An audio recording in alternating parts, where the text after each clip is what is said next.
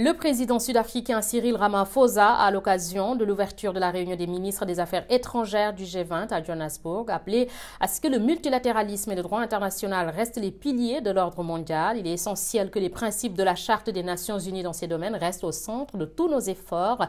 Ils doivent être le ciment nous unissons, a affirmé le chef de l'État avant de citer les guerres au Proche-Orient et en République démocratique du Congo, les tensions géopolitiques, la montée de l'intolérance, les conflits et les guerres, le changement climatique, les pandémies et l'insécurité énergétique et même alimentaire menacent une coexistence mondiale déjà fragile, a averti le chef de l'exécutif sud-africain devenu le premier pays du continent à présider le G20. Cette réunion de 2 jours des ministres des Affaires étrangères est un premier jalon menant au sommet de novembre qui sera le premier organisé en Afrique. L'Union européenne a convoqué l'ambassadeur du Rwanda auprès de l'UE pour évoquer le conflit en République démocratique du Congo. L'UE condamne fermement cette offensive et le gouvernement du Rwanda doit immédiatement retirer toutes ses troupes du territoire de la RDC et cesser de soutenir le M23 ainsi que tout autre groupe armé, a écrit un porte-parole de la diplomatie européenne, Anour El Hanouni, dans un communiqué.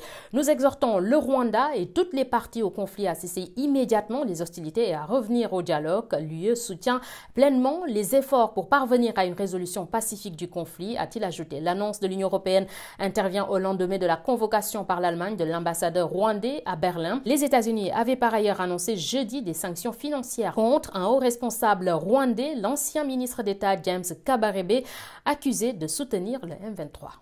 Le 38e sommet de l'Union africaine qui s'est tenu à Addis Abeba les 15 et 16 février a été le lieu pour les dirigeants africains d'évoquer les réparations liées à la traite transatlantique des esclaves et à la colonisation. L'organisation a adopté une résolution présentée par le Ghana et appuyée par l'Algérie. Cette résolution intitulée « Justice pour les Africains et les personnes d'origine africaine à travers les réparations » a été retenue comme thème central de l'année 2025 pour l'Afrique. Une initiative qui marque une avancée majeure dans la construction d'un front africain unis pour porter ses revendications sur la scène internationale. Cette initiative a d'ailleurs été présentée comme un moment historique par Monique Sanzabangawa, vice-présidente sortante de la Commission de l'Union africaine, puisqu'elle devrait permettre de rendre à l'Afrique ses droits légitimes et renforcer ses revendications. Une initiative qui remet aussi sur la table l'idée du professeur soudanais de droit international, le général-major Dr El Tayeb Abdul Jalil, qui a élaboré une carte des réparations pour quantifier les dommages causés par le passé colonial. Selon ses calculs, le Royaume-Uni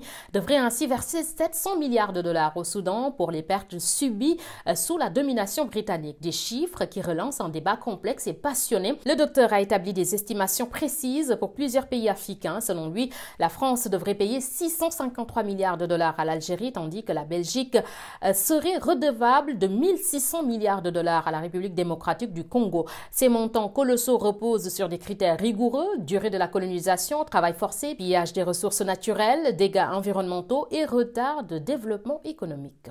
Le président kényan William Ruto a récemment proposé qu'Haïti soit officiellement reconnue comme partie intégrante de la 6e région de l'Union africaine. Cette reconnaissance pourrait offrir à Haïti des opportunités stratégiques en matière de coopération et de sécurité, notamment dans la lutte contre la violence armée. L'Union africaine repose sur un principe de solidarité en matière de sécurité. Selon l'article 4 de ses traités de paix et de sécurité, les États membres s'engagent à s'entraider en cas de menace. Si Haïti intègre cette communauté, elle pourrait bénéficier d'un soutien international pour faire face à ces crises sécuritaires. William Ruto voit dans cette intégration une opportunité pour transformer la mission multinationale de soutien à la sécurité en Haïti en une opération de maintien de la paix sous l'égide de l'ONU. Depuis le déploiement du premier contingent de sécurité kényan en juin 2024, plus de 600 soldats sont désormais présents, incluant une unité spéciale féminine du SWAT. Haïti, en raison de son héritage africain profond, pourrait ainsi trouver une place naturelle dans cette catégorie. L'ancien premier ministre haïtien Laurent Lamotte avait déjà